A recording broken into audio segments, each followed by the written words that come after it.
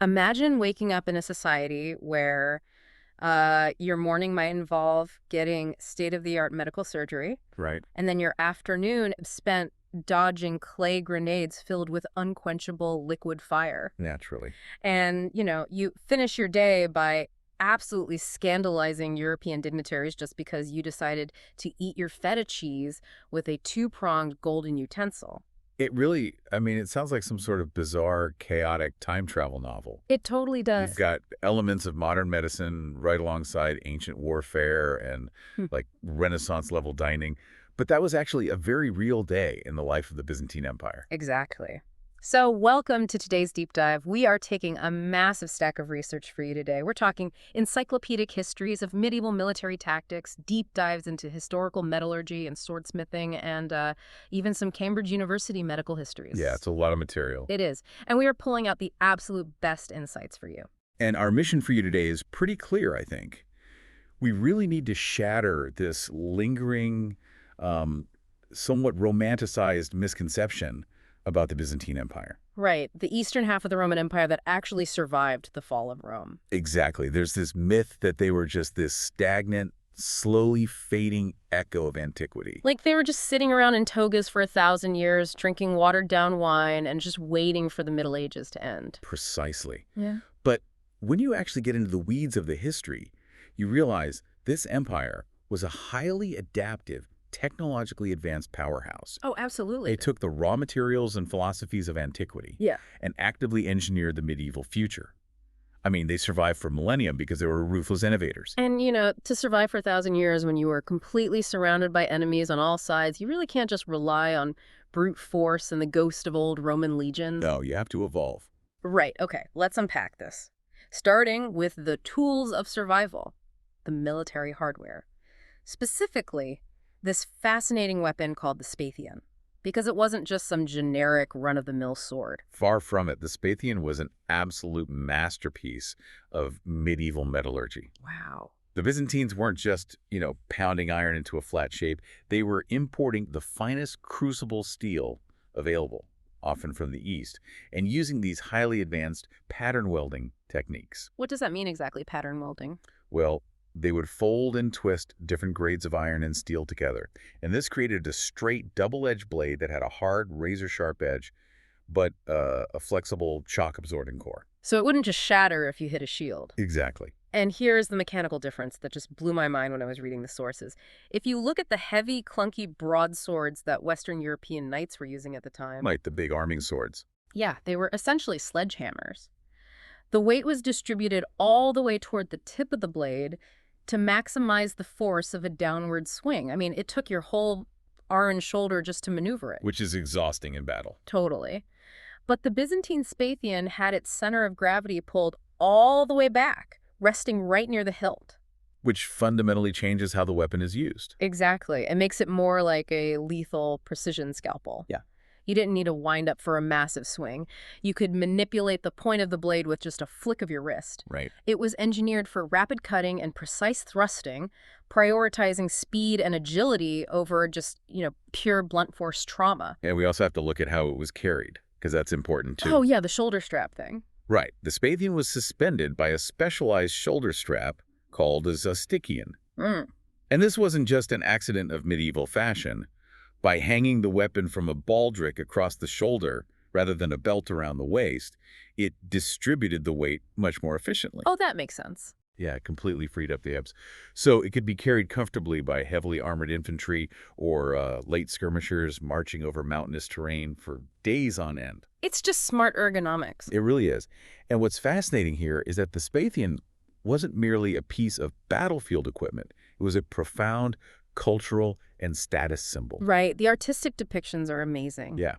Surviving examples show officers wielding swords with these heavily gilded, relief-decorated fittings.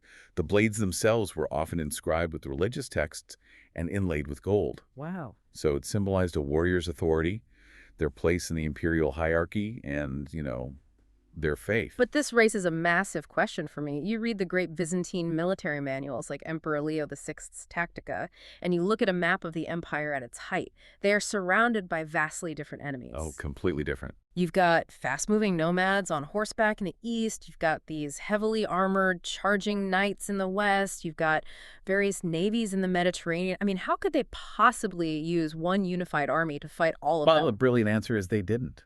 They didn't. Not in the way we think of a modern, homogeneous standing army. No. So they didn't just have a standardized Roman legion marching around everywhere. No. The classic Roman legion was long gone by this point.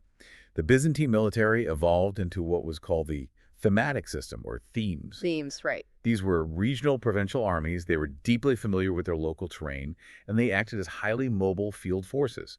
And the Tactica, which, by the way, is just a phenomenal read, It really is. it essentially treated warfare like a deadly, highly complex game of rock, paper, scissors. They adapted their tactics, their armor, and their weapons entirely based on who they were fighting. Okay, give me an example of how that rock, paper, scissors logic actually played out on the dirt. Sure, let's take the Franks and the Lombards in the West. The Byzantine intelligence networks noted that these Western armies relied on heavy armored cavalry charges. Like knights in shining armor charging at you. Exactly. They were devastating on impact, but they fought with virtually no discipline. They rarely scouted ahead, and their command structure often just broke down entirely once the fighting started. Right, they were just out there seeking glory in the charge. Right. So the Tactica advised commanders do not meet them in a direct, pitched battle on an open field. That would be suicide. Exactly. Instead, the Byzantines used a tactic of feigned retreats. They would intentionally break their own lines and pretend to flee in a panic. Oh, wow. And the undisciplined Western knights, thinking they had won, would break their own formations to chase down the stragglers. The Byzantines would lead them right into a narrow valley or a dense forest, turn around, and spring a devastating ambush. Just using the enemy's own aggression and lack of discipline against them, that's psychological warfare. It absolutely is. But what about the nomadic tribes? The history books are just full of the Magyars and the Pechenegs. You can't outrun or ambush a highly mobile horse archer on the open steppe. No, you can't. So they changed the game entirely. Against nomadic horse archers, the Byzantines deployed heavy foot archers in the front lines. Wait, foot archers? Yes, because the physics dictate that a man standing firmly on the ground, drawing a massive composite bow, has a significantly greater range and accuracy than a man trying to shoot from the back of a galloping horse. Oh, of course. They essentially created a medieval no-fly zone. Outranging them before they could even get close, that is brilliant. And even more brilliantly, the manuals advised launching offensive campaigns against nomadic tribes exclusively in late winter or early spring. Wait, marching an army into the freezing cold? That sounds like a terrible idea. It sounds terrible until you realize why they did it. The nomads relied entirely on their horses. After months of freezing winter with little to no grazing grass on the steppes, those horses were starving and weak. Oh my gosh. Yeah. The Byzantines struck at the exact moment when the enemy's primary tactical advantage. Their high-speed mobility was compromised by nature itself. That is just ruthlessly practical. You don't fight the enemy's strengths, you fight their supply chain. Precisely. But having all these highly specialized, adaptable troops in different provinces is completely useless if you don't know exactly when and where to send them. I mean, if an invasion happens on the eastern border, by the time a guy on a horse rides all the way to Constantinople to ask for reinforcements, the war is already over. Right. Which brings us to their logistical network, a communication system that was literally centuries ahead of its time. Here's where it gets really interesting, because they didn't have electricity, obviously, but they built a 9th century beacon system that essentially functioned like a digital telegraph. It's unbelievable. We're talking about a synchronized communication line stretching 720 kilometers, all the way from the Cilician Gates, the mountain passes at the edge of the empire, right into the heart of the Great Palace in Constantinople. And they could transmit a complex message across that entire 720-kilometer distance in under an hour. It is a stunning feat of engineering, devised by a polymath named Leo the mathematician. Yeah. And we really need to be clear about how this worked, because this wasn't just a matter of lighting fires on hilltops, like in Lord of the Rings, to say, hey, enemies are coming. All right, right. It was a highly synchronized system relying on precisely calibrated water clocks. Okay, walk me through the mechanics of this. How do fire and water transmit data? So imagine two identical vessels, like large metal buckets filled with the exact same amount of water. Okay. One is at the border fortress, and the other's all the way in the capital. Inside each vessel is a cork floating on the water, and attached to that cork is a tall rod with different messages etched into it at various heights. Like cavalry raid, full invasion, we need supplies, that sort of thing. Exactly. When the watchmen at the border spotted an invasion, they didn't just light a fire immediately. They waited for a specific prearranged time, say exactly midnight. Right. At midnight, they light the beacon. The watchmen at the next station see the light, and they immediately open the tap on the bottom of their water clock. The water starts draining out, and the rod with the messages slowly lowers. Oh, I see it. Yeah. The first watchman waits until the water drains down to the exact message he wants to send. Let's say, heavy cavalry approaching. At that exact moment, he covers his fire. Wow. The second watchman sees the fire go out, instantly closes his tab, and looks at the rod on his own clock. Because the clocks are identical and drained for the exact same amount of time, his rod is lowered to the exact same message. That is blowing my mind. It's like a medieval push notification. The fire is just the alert buzzing your phone, and the water clock is the screen displaying the actual text message. It really is. It allowed the central command to know not just that an attack was happening, but the specific nature and scale of the threat, all within an hour. I do have to bring up this historical rumor we found, though, because human nature never changes. There's a story that Emperor Michael III actually disbanded this incredible life-saving communication system because the alarm fires in the capital were distracting the public from watching his chariot races in the Hippodrome. Ah, yes, the infamous chariot racing rumor. It definitely makes the rounds in the chronicles of the time. Is it true, though? Modern scholars generally dismiss it as political propaganda.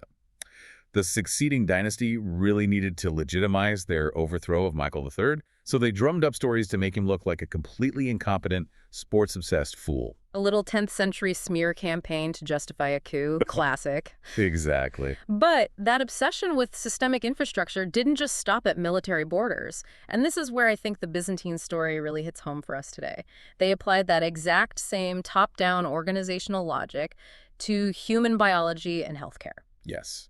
The field hospitals. The Byzantine Empire essentially birthed the concept of the modern hospital. Hold on, let me push back on that for a second. Didn't the ancient Greeks and Romans already have places for sick people? What about the temples of Asclepius? How is this Byzantine system actually a new paradigm?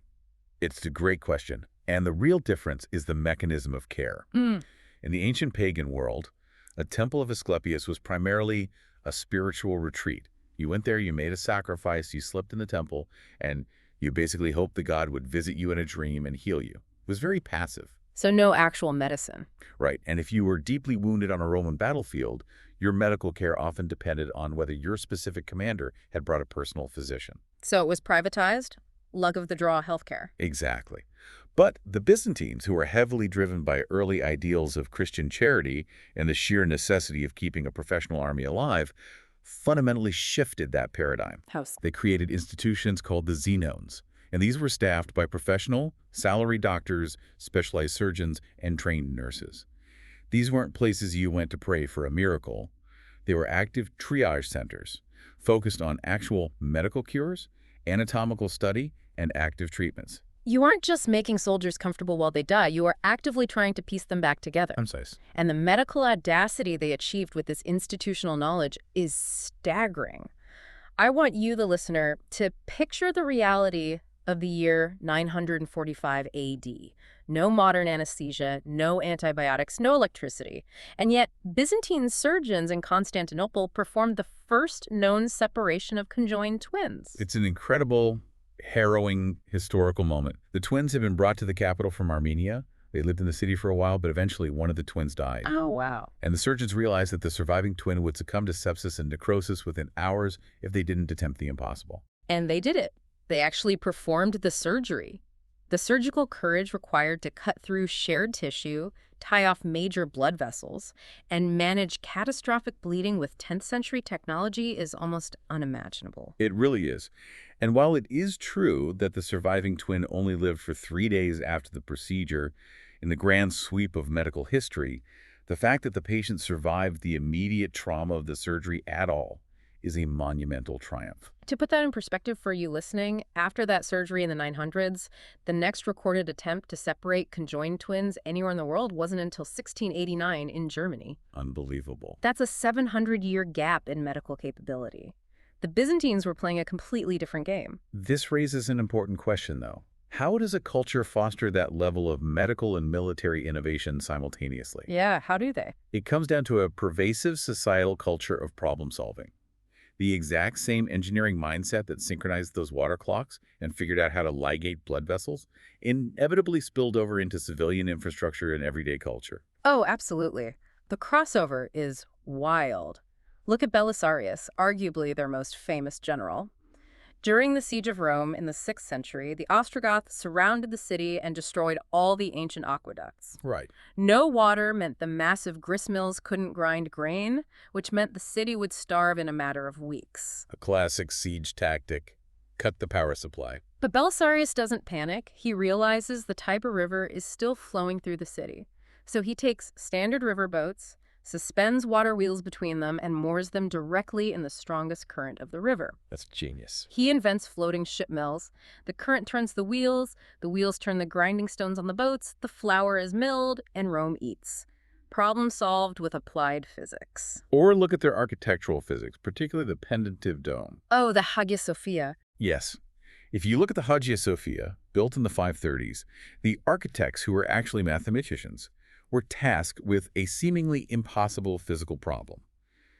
How do you place a massive, heavy, perfectly round dome on top of a square room without the walls collapsing outward from the weight? Right, because if you put a circle in a square, the weight only rests on 4 points. The pressure doesn't distribute evenly, and the stone shatters. Precisely. So they perfected the pendentive. These are triangular, curved segments of vaulting, kind of like the corners of a sail blowing in the wind, that seamlessly transition the massive downward and outward thrust of the circular dome directly into the 4 massive square pillars at the corners. Wow. It was a structural revelation. It made the dome look like it was suspended from heaven by a golden chain, and it defined Orthodox and eventually Islamic architecture for centuries. But as beautiful and spiritually uplifting as the Hagia Sophia is, we cannot talk about Byzantine engineering without talking about their most terrifying invention. Absolutely. The one that basically saved the empire from naval annihilation multiple times, Greek fire. Ah, yes. The ultimate state secret. We hear Greek fire and we picture, flaming arrows. But it wasn't that. It was an unquenchable, highly classified chemical compound, likely based on petroleum and pine resins, that continued to burn even while floating on top of the ocean. Water actually made it worse. And the genius wasn't just the chemical itself, it was the delivery system. Right. They didn't just throw buckets of it. They engineered early medieval flamethrowers. Yeah, they really did. They heated this mysterious liquid in massive bronze vats on the decks of their ships. Then, using highly complex bronze force pumps, essentially creating ancient pressure washers, they pressurized the heated liquid and ejected it through specialized tubes called siphons. They could spray a continuous stream of liquid fire onto enemy ships, turning entire fleets into floating infernos in minutes. That is terrifying. And they miniaturized it, too. They created portable hand siphons for land warfare. They even created incendiary grenades, pouring Greek fire into fist-sized ceramic jars covered in iron caltrops. They hurled them with catapults. They shattered on impact and instantly engulfed enemy siege towers in flames. If we connect this to the bigger picture, you start to see the immense psychological weight of this empire. Think about the cultural impact. Oh, for sure. You have this incredibly advanced society in the East, wielding pressurized flamethrowers, performing complex anatomical surgeries, building mathematically perfect floating domes. And in Western Europe at the time, you have a much rougher, highly fragmented, less technologically integrated society. The cultural divide was massive. It was a chasm. And that technological and intellectual superiority created a deep sense of Byzantine exceptionalism. They viewed themselves as the refined, civilized center of the world, and they viewed the Westerners as, frankly, a bit barbaric. Which brings us to a story that perfectly encapsulates that exact cultural clash. We've talked about the high-stakes terror of Greek fire and the brilliance of the Spathion, but let's talk about something incredibly mundane. Let's talk about eating cheese. Specifically, the fork. Yes.